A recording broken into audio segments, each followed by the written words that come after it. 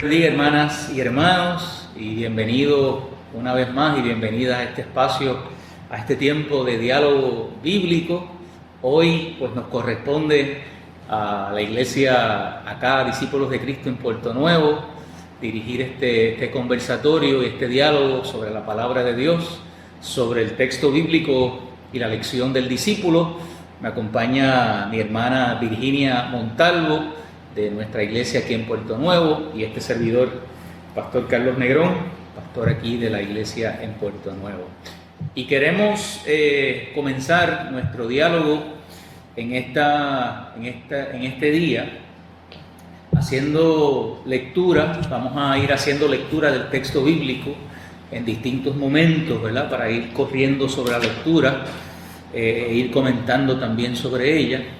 Pero queremos comenzar leyendo del libro de Eclesiastés, que es el primer texto que aparece en el discípulo, en el capítulo 3, versículo 1, y la segunda parte del versículo 7, Eclesiastés 3, 1 y 7, la segunda parte de ese versículo. Y leemos la palabra del Señor. En este mundo todo tiene su hora, hay un momento para todo cuanto ocurre, un momento para callar y un momento para hablar. Y yo quisiera iniciar, Virginia, este conversatorio precisamente señalando que una de las cosas para mí que se nos hace más difícil a los seres humanos es precisamente saber discernir los tiempos y los momentos. Y esa lectura ahí del Eclesiastés, uno puede ver que en la sabiduría del libro está planteando un poco que cada cosa tiene su momento. Y saber que cada cosa tiene su momento le da como cierto balance a la vida, ¿verdad? Y saber cuándo hay que esperar y saber cuándo hay que actuar, pues eso, haciéndolo de la manera apropiada, pues le daría como cierta fluidez y balance a la vida. Sin embargo, por alguna razón, los seres humanos vivimos en desbalance a veces, ¿verdad? Cuando hay que hacer, no hacemos; cuando hay que hablar, callamos; cuando hay que callar, hablamos, ¿verdad? Y un poco a veces se nos hace difícil poder alcanzar ese balance necesario en la vida. Así que yo quisiera comenzar planteando que para los seres humanos y para los cristianos y cristianas, a veces se nos hace muy difícil el asunto del discernimiento, el poder identificar cuáles son los momentos y cuáles son los tiempos apropiados para hablar, para actuar y para hacer. Y traigo esta pequeña introducción, Virginia, porque parte de lo que vamos a ir mirando a partir de Eclesiastés, pero entrando en el Evangelio, es precisamente momentos importantes en la vida, en el ministerio de Jesús. Y cómo Jesús y cómo su familia vivían y manifestaban y mostraban la sabiduría, ¿verdad? En términos de las cosas que hacían. Y Jesús particularmente, cuando nosotros pensamos en su ministerio, en los evangelios, podemos ver que Jesús identificaba momentos apropiados y tiempos apropiados para poder ejercer su vocación y ejercer su ministerio. Así que quería empezar planteando eso, ¿verdad? A partir de ahí de lo que habla Eclesiastés y por ahí continuar este diálogo. Exactamente como usted menciona, y en la lección se mencionan de las dimensiones que presenta este texto. Una de las dimensiones es saber, como usted mencionó, saber lo que es apropiado y conveniente en cada situación. Cuándo es sabio hablar y cuándo es sabio callar. Y ahí yo, buscando entre mis notas, me acordé de un refrán popular que dice: en boca cerrada no entran moscas. Ese es un refrán pueblerino de mucha sabiduría que nos deja, que encierra un consejo sobre y recomienda la prudencia en el hablar. O sea, que debemos ser prudentes en hablar y no, a veces no pensamos lo que decimos, ni cómo lo decimos, porque también es cómo se dice, y a veces eso nos causa problemas.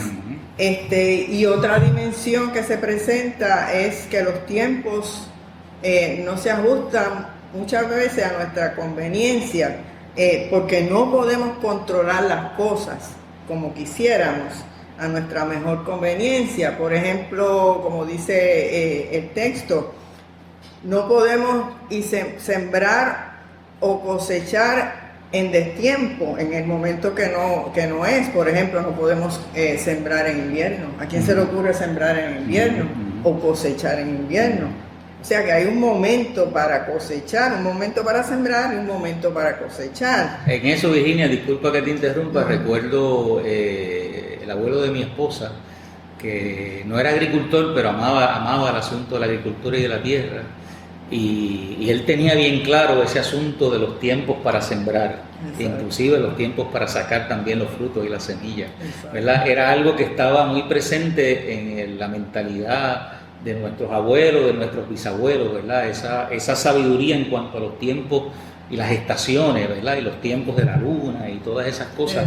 Había algo de esa sabiduría. Quería hacer ese comentario. Exactamente, yo he oído gente de las personas que les gusta sembrar, eso mismo, que hay que sembrar en ciertos momentos, cuando está la luna, y uno dice, wow, eso es una sabiduría de pueblo, que uno no comprende el que vive en la ciudad. Así que igual es nacer o morir. No podemos controlar esos eventos, pero sí entender que todo tiene un momento específico y debemos tener, como usted dice, la capacidad de discernimiento y aceptar, digo yo, esa realidad de que hay situaciones y circunstancias que realmente no podemos cambiar, porque somos seres humanos y hay situaciones que realmente no podemos cambiar. Tenemos que aprender a aceptar, a entender esa realidad.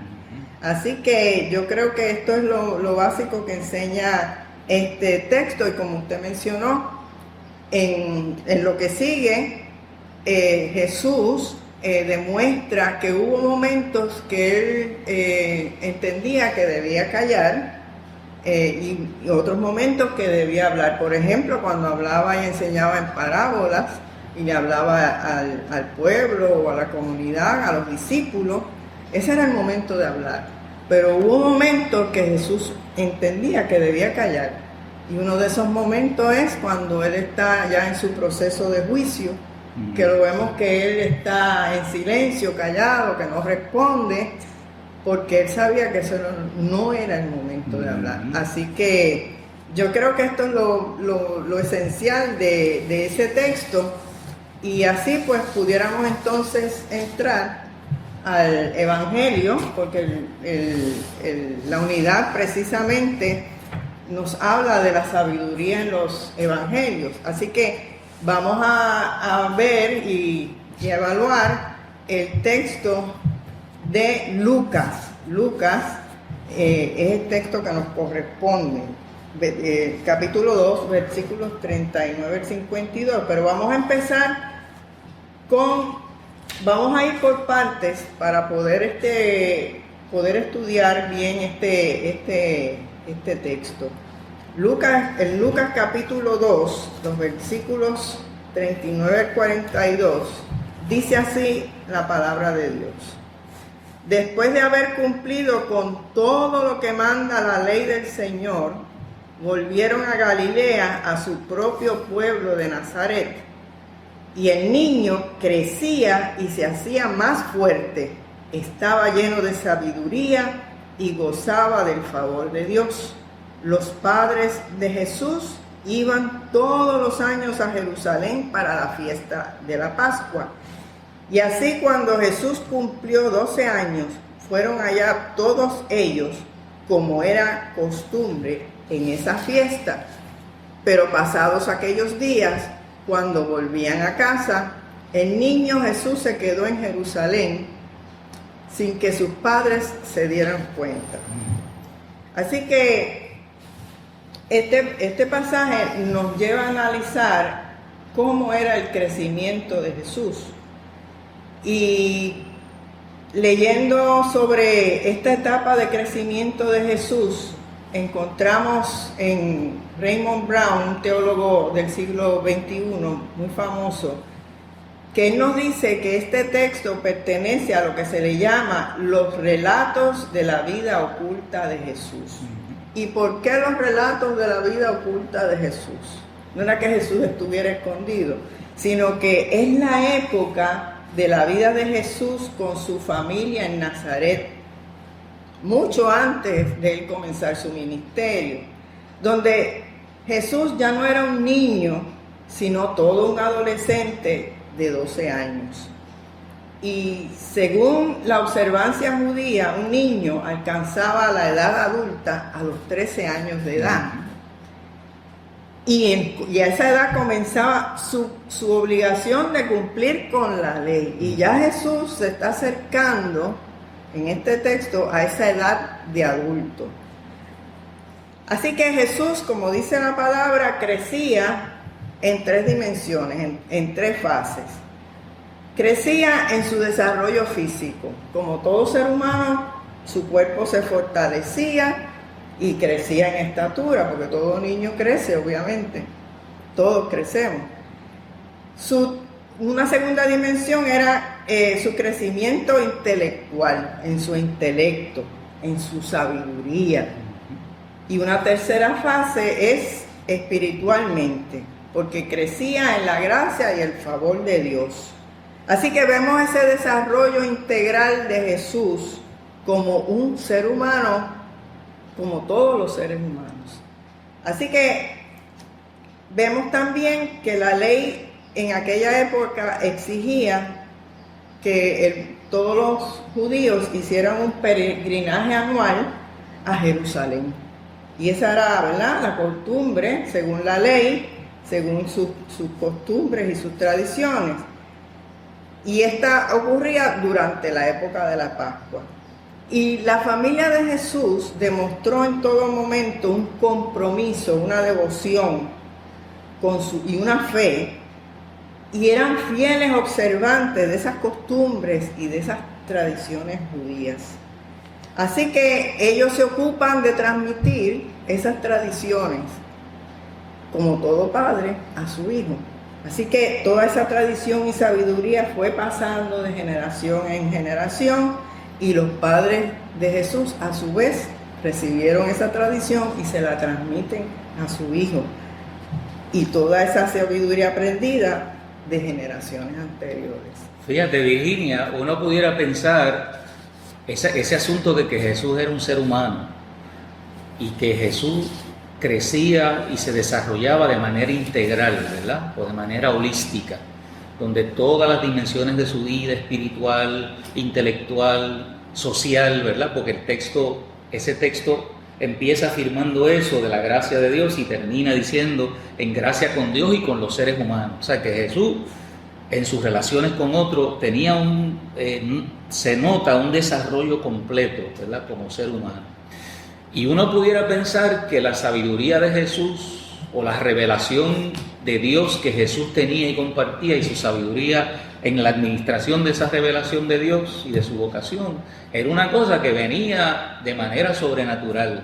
O sea que Jesús vivía como con alguna luz especial, con algún bombillo especial en su cabeza que le daba todo ese conocimiento. Sin embargo, el texto nos está diciendo para mí algo valioso, que esa sabiduría que Jesús tenía era parte de su formación en la tradición del judaísmo, que Jesús era judío, su formación en la crianza de su familia, ¿verdad?, que se encargaron, como dice el texto, ¿verdad?, de cumplir con los rituales, de recordarle las historias importantes, lo que es la Pascua, que no es otra cosa que una recordación de la liberación del pueblo de Israel, de la esclavitud, y de toda esa historia y todo lo que eso implica para el tema de la salvación eventualmente.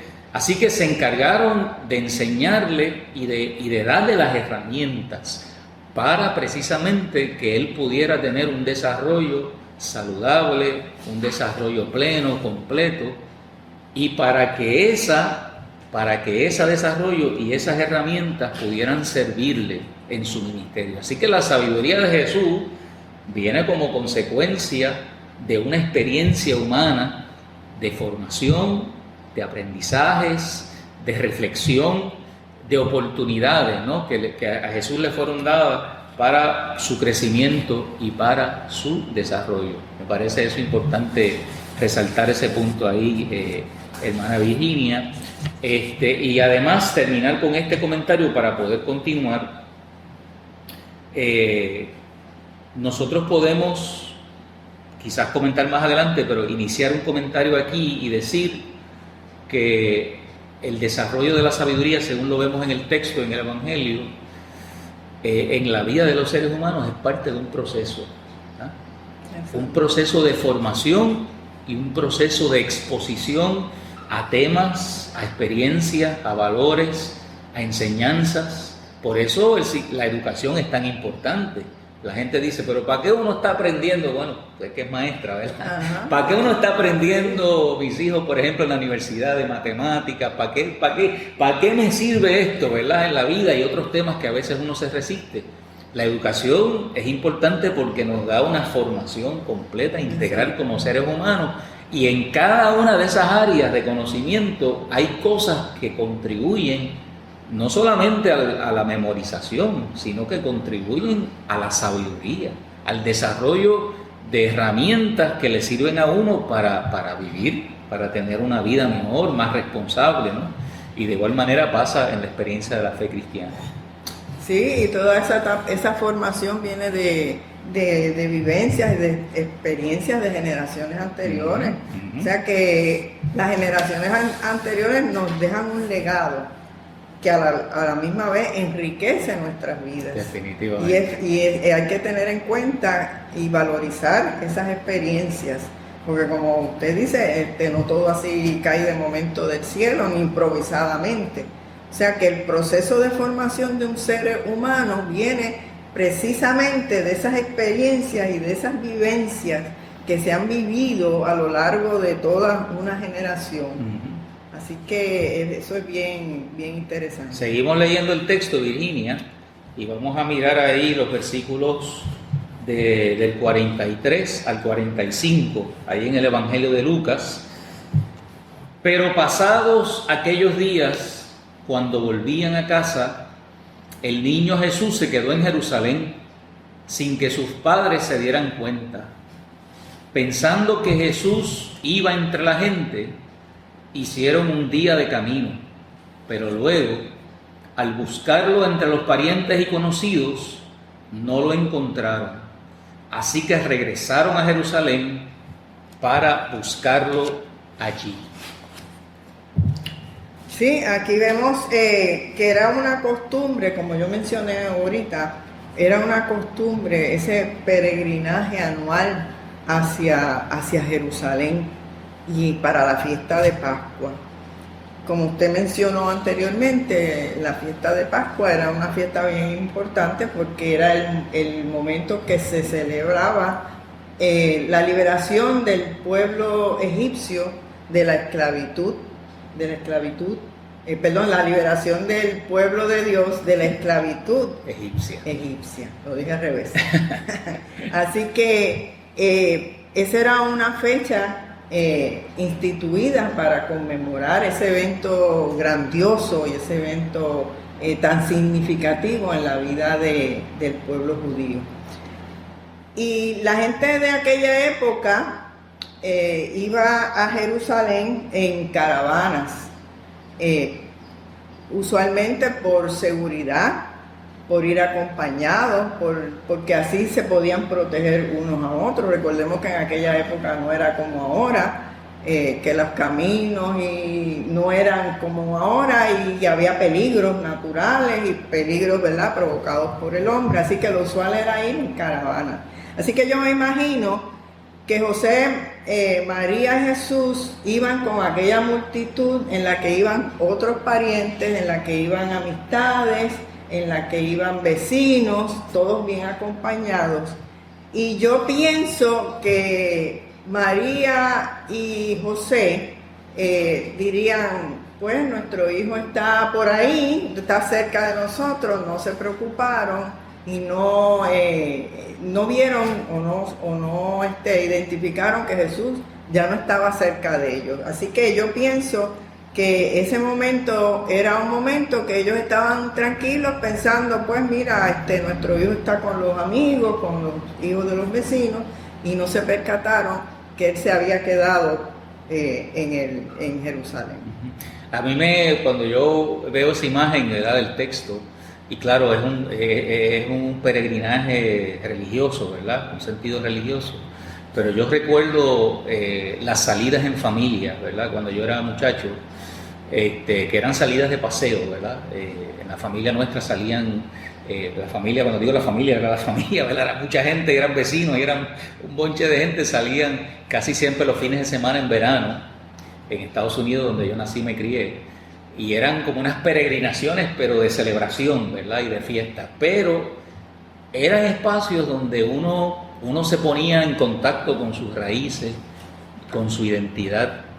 Eran los espacios donde yo escuchaba la música, y no la música de Estados Unidos, porque aquellas generaciones escuchaban música de la salsa y música clásica de la cultura puertorriqueña. Así que eran espacios donde uno de alguna forma aprendía, ¿verdad?, acerca de lo que era la identidad de uno, lo que era la cultura, acerca de las historias familiares, ¿verdad?, y recordar a la abuela. En este caso era la que se encargaba de todo el asunto de la comida, y detrás de la comida pues había toda una magia y un misterio.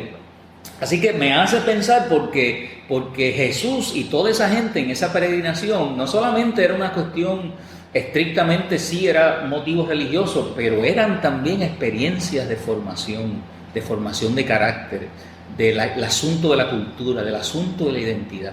Y me hace pensar eso, que entender la razón por la que Jesús tenía un carácter y una identidad también estructurada y formada, ¿no? Es consecuencia de esas experiencias, ¿verdad?, y de esos peregrinajes, y de esas interacciones, y de esas cosas de las cuales Jesús participó. Y me hace pensar en el valor de la familia, el valor de las culturas y de las tradiciones, el valor de la enseñanza de la palabra de Dios, de las historias bíblicas, de los personajes bíblicos, y cómo la familia, ¿verdad?, en el caso de aquellos y aquellas que hemos sido formados en la fe a través de nuestras familias, ¿verdad?, cómo esas historias se hicieron carne en la vida de gente que nosotros conocemos, de familiares, vivieron o dieron testimonio de esas historias, y cómo nosotros entonces fuimos internalizando esas experiencias. Hay una riqueza tan extraordinaria, ¿verdad?, en todo eso, que me parece maravilloso. Yo creo que sí, y de hecho el peregrinaje en sí es una manera de enseñanza, porque ya los padres de Jesús están enseñándoles el valor de ir a cumplir con lo que dice la ley, que es ir a la fiesta de la Pascua. O sea que eso es parte de esa enseñanza y de ese aprendizaje. Que no es necesaria, la sabiduría no necesariamente es que yo tenga que impartir un conocimiento así como leer una información, sino que esa vivencia y esa experiencia y ese ejemplo, ese modelaje, que vamos a hablar ahorita de eso, es bien importante. Vamos a seguir, Virginia, con el texto, sí, porque ahí ocurre una cosa interesante, ¿verdad? En los versículos 46 y 47, que dice que al cabo de 3 días lo encontraron a Jesús, ¿saben? Lo encontraron en el templo sentado entre los maestros de la ley, escuchándolos y haciéndoles preguntas. Y todos los que lo oían se admiraban de su inteligencia y de sus respuestas. Mira qué interesante, Virginia. ¿Qué puedes ahí comentar sobre eso? Ese giro de la historia, ¿verdad? Pues ahí, como dije, se percatan de que Jesús no está, no era como ellos creían, no está con los amigos, con los hijos de los vecinos, y entonces deciden regresar a Jerusalén Y ahí, al cabo de 3 días, encuentran a Jesús en el templo, y el templo es el centro más importante de la formación religiosa de los judíos. El templo no es cualquier cosa. Y ahí es que encuentran a Jesús. De allí, en ese lugar donde ocurre esa formación religiosa, espiritual del pueblo, allí está Jesús. Y lo encuentran conversando con los maestros de la ley. Y dice que escuchaba y hacía preguntas a aquellos maestros de la ley. Y que todos le admiraban no por sus enseñanzas, porque él no estaba enseñando, sino que él estaba preguntando y respondiendo. O sea, Virginia, que Jesús no estaba dándole pasta y queso a los doctores de la ley, Exacto. como piensan a veces la gente, ¿verdad? Jesús estaba allí, olvídate, demostrándole cuán ignorante eran todas esa gente, ¿verdad? Porque él era el que tenía la luz divina mayor. Fíjate que no es eso lo que dice. No. A veces malinterpretamos, ¿verdad?, el texto, sino que dice que él estaba haciendo preguntas y estaba obviamente respondiendo, pero estaba en actitud de aprendizaje. En actitud de aprendizaje. Pero ahí se demuestra esa parte, porque Jesús tiene su parte divina, pero tiene su parte humana. Claro. Así que demuestra ahí que aún siendo divino, todavía él sigue siendo un ser humano. Y como todo ser humano, aprende y recibe esas enseñanzas de otros. Y como usted mencionó anteriormente, se está sometiendo a esa etapa de formación que todo el ser humano experimentamos. Esa etapa de formación es una etapa de aprendizaje y de crecimiento. Así que de quienes reciben esas enseñanzas primeras, Jesús es de sus padres, con las tradiciones y costumbres de Israel, por ejemplo, eso mismo que acabamos de mencionar, el hecho de solamente ir en peregrinaje anual hacia Jerusalén en la Pascua, es una enseñanza a ese hijo. Así que con el ejemplo, con el modelaje, los padres enseñan a los hijos. Y era costumbre judía que los jóvenes aprendieran de los ancianos, de los maestros de la ley. Esa era la costumbre. Ahora, cuando yo leí este texto, en esta etapa, me hice una pregunta poniéndome del lado de los padres. Pueden hoy, yo quisiera que cada padre evaluara y se hiciera esta pregunta. ¿Pueden hoy nuestros hijos recibir esa enseñanza en los costumbres y valores cristianos a través de nuestro modelaje, de nuestro ejemplo?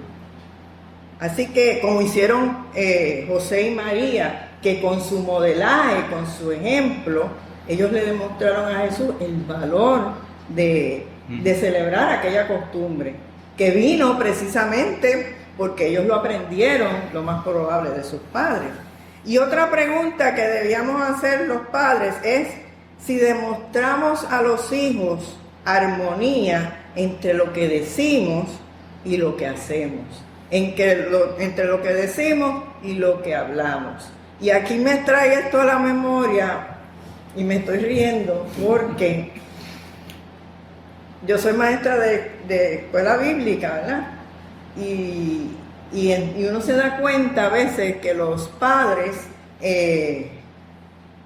le dicen a los hijos, ve a la iglesia, pero llega el domingo y a veces papá, porque está cansado y porque pues el trabajo de la semana fue muy pesado, no se levanta a ir a la iglesia. Y el hijo tiene dos cosas, o va con un vecino o con un familiar que lo lleve a la iglesia, o se queda en la casa también. O sea, no hay armonía entre lo que decimos y lo que hacemos. Así que yo quiero que entendamos, ¿verdad?, el valor de esas dos preguntas. Yo quería comentar, para seguir a los próximos versículos, este asunto de Jesús que decide explorar, ¿verdad?, y decide aventurarse fuera de las fronteras y los límites de su familia, ¿verdad? O sea, Jesús se sale del bonche y del peregrinaje y decide ir al templo de Jerusalén, aprovechar ese espacio y ese tiempo. Y fíjate, Virginia, que eso uno lo puede ver quizás como un acto de rebeldía de Jesús, como a veces nosotros tildamos a los adolescentes o a los jóvenes como rebeldes, ¿verdad? Como rebeldes. Pero sin embargo, me parece que Jesús está precisamente respondiendo a todo lo que fue sembrado en él. O sea, ¿cómo es que una persona que ha crecido escuchando las historias, reflexionando sobre el texto sagrado, oyendo acerca de las historias de su pueblo, cómo estando en el centro de la vida y con la oportunidad de ir al templo, cómo no va a querer estar allí, ¿verdad? Así que es un poco el resultado de lo que ha sido sembrado en él, ¿verdad? De esa inquietud, de esa semilla de enseñanza que fue sembrada en él, y Jesús responde a eso y en un sentido está buscando, ¿verdad?, conocer más, entender más. Así que pregunta, indaga, profundiza, escucha, aprende, explora conocimientos, dialoga con los doctores de la ley, ¿verdad?, en un sentido buscando añadir información y conocimientos a su vida que le puedan servir para su vocación, para su desarrollo, para su crecimiento, ¿verdad? Y para poder asumir bien lo que Dios quiere y espera de él. Y eso es algo que yo creo que nosotros, de alguna manera, en alguna etapa de la vida, nosotros perdemos esa pasión o perdemos ese deseo, ¿verdad?, de explorar, de profundizar sobre nuestra experiencia de la fe. Y en ese sentido, los adolescentes, los jóvenes, aquí Jesús representando una generación que está en transición de convertirse en adultos, los jóvenes y los adolescentes siempre tienen, que por una razón por la que les admiramos, ¿verdad?, y todos pasamos por esa etapa, pero tienen una pasión por conocer, por comprender, por explorar, por indagar. A nosotros nos sorprendió en el verano del 19 y lo conversamos de muchas formas, que todos los que estaban en la calle exigiendo justicia, exigiendo las renuncias, eran muchachos jóvenes. Exacto, sí. Entonces uno piensa y dice, ¿pero por qué? Bueno, porque son los que tienen el sentido de pasión, son los que tienen la verticalidad, la fuerza moral para querer defender a aquellos que otras generaciones le enseñaron, que le hablaron de la cuestión de la verdad, de la justicia, y ellos pues obviamente defienden esos principios y lo hacen con toda la fuerza. Y yo creo que Jesús un poco recoge ese sentir, ¿verdad? Y lo vemos ahí como saliéndose un poco en desobediencia a su familia, pero realmente es buscando, ¿verdad?, un poco explorar y profundizar en su sabiduría. Virginia, vamos a los textos. Yo creo que debemos leer lo que nos quedan, ¿verdad?, porque el tiempo nos ha ido, esto ha estado tan bueno que el tiempo se nos ha ido un poco de las manos, pero vamos a leerlo hasta el 52 y ahí hacemos unos comentarios. Del 48 al 52. Sí. Dice así la palabra de Dios. Cuando sus padres lo vieron, se sorprendieron y su madre le dijo: Hijo mío, ¿por qué nos has hecho esto? Tu padre y yo te hemos estado buscando llenos de angustia. Jesús le contestó: ¿por qué me buscaban? ¿No sabían que tengo que estar en la casa de mi padre? Pero ellos no entendieron lo que les decía. Entonces volvió con ellos a Nazaret, donde vivió, obedeciéndoles en todo. Su madre guardaba todo esto en su corazón, y Jesús seguía creciendo en sabiduría y estatura, y gozaba del favor de Dios y de los hombres. Yo entiendo que, como todo padre y madre, María y José se preocupan por su hijo adolescente. Claro. Y le reprochan, porque lo vemos ahí en el texto, le reprochan su proceder y hasta lo regañan, a Jesús lo regañan.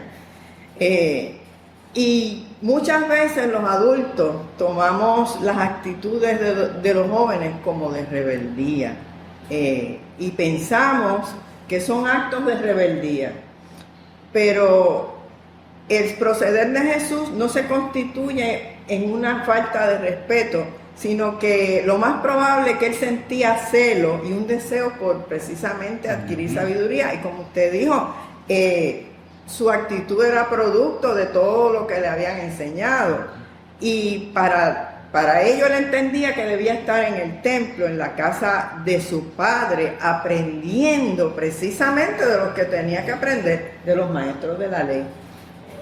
Y el pasaje nos presenta a Jesús como un joven adolescente que tiene identidad propia y criterio propio, y ahí es que lo que yo quiero ir y enfatizar, como usted dijo, los adolescentes tienen criterio propio, tienen personalidad propia cuando llegan a esa edad ya de jóvenes, y que es producto precisamente de todo lo que han aprendido. Y a veces los padres se sorprenden, Dios, pero ¿por qué este hijo mío me responde así? Pero es que ya tu hijo tiene criterio propio y tiene capacidad propia de pensar y de evaluar unas cosas. Claro, el padre siempre debe ocuparse de su guianza, pero quiere decir que la sabiduría y lo que se le enseñó está funcionando en él.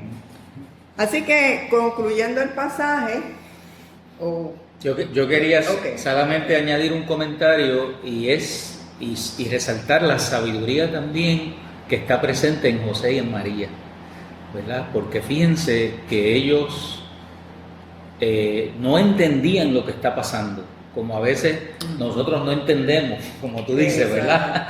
No entendemos los procesos que viven nuestros hijos más jóvenes o nuestros adolescentes, no los entendemos muchas veces en la vida de la iglesia, ¿verdad? Pero a pesar de que no lo entendían, no lo limitaron, ¿verdad? No lo limitaron en lo que hizo, no lo limitaron en su búsqueda, no lo limitaron, ¿verdad? Por lo menos el pasaje no nos señala eso.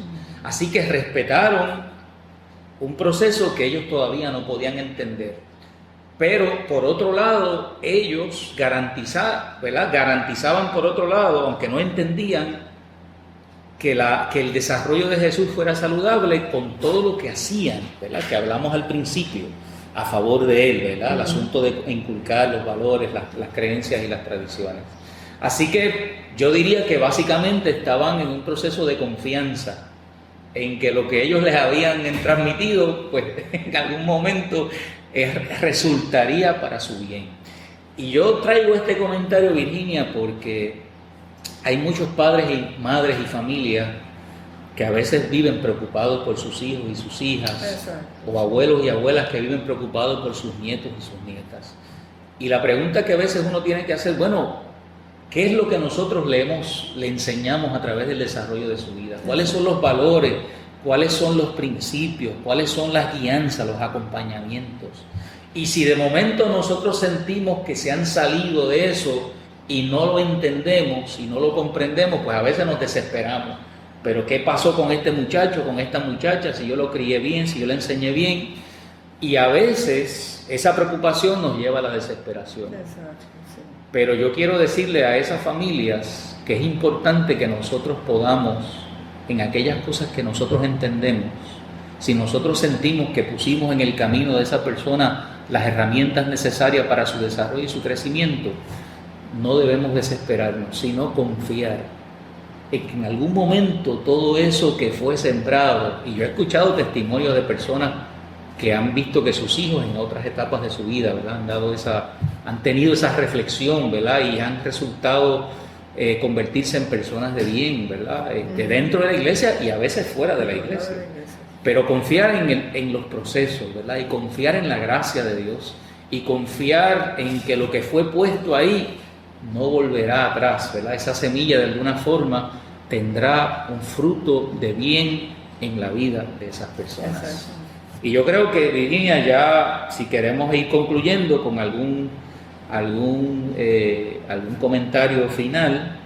Sí, finalmente vemos en el texto que Jesús se somete a la disciplina de sus padres porque él era responsable de sus actos y deberes, pero ya todavía no estaba emancipado del dominio paterno, así que él entiende, ¿verdad?, que debe obedecer a sus padres, y vemos ahí en ese versículo, en el versículo 52, un resumen de ese crecimiento integral de Jesús, que se parece mucho al versículo 40, donde se dice que Jesús crece intelectualmente, en su intelecto, en la sabiduría, crece físicamente en su estatura, crece espiritualmente en la gracia y el favor de Dios, pero añade este texto que crece también socialmente en el favor con los hombres, con las personas que les rodeen. Así que yo entiendo que Jesús establece el modelo de crecimiento que todo ser humano debemos aspirar. Según crecemos físicamente, en estatura, en tamaño, debemos procurar crecer en esa sabiduría y espiritualmente en la gracia y el favor de Dios, y socialmente en la gracia con la gente que nos rodea. Así que yo creo que eso es ese desarrollo integral del ser humano, lo encontramos en ese modelo de Jesús. Y ya quizás en conclusión decir que la sabiduría de Dios y la sabiduría es algo que se trabaja, que es el resultado de esfuerzos, que es el resultado de decisiones acertadas, que es el resultado de saber en qué cosas invertimos nuestro tiempo, a qué cosas exponemos a nuestros hijos y nuestras hijas, qué conocimientos traemos a nuestra vida. Así que es algo que se trabaja, y como tú bien dices, la aspiración de todo creyente, de toda familia y de todo ser humano debe ser querer crecer en la sabiduría, en la manera en que Jesús y su familia nos muestran en este pasaje. No estamos diciendo que eran perfectos, ¿verdad? Su familia no era perfecta, pero había un anhelo, ¿verdad? Dentro de esa tradición, de esos aprendizajes, de esa cultura, de esa identidad, había un deseo de alcanzar esa sabiduría. Y obviamente lo podemos ver en la vida de Jesús. Y yo reafirmo que debe ser también la aspiración de todos y de todas. Virginia, esto ha estado extraordinario, El tiempo fue rápido, pero el tiempo se nos ha ido y queremos agradecer su acompañamiento y queremos agradecer su presencia y el haber estado conectado con nosotros durante esta hora. Que Dios les bendiga abundantemente. Amén.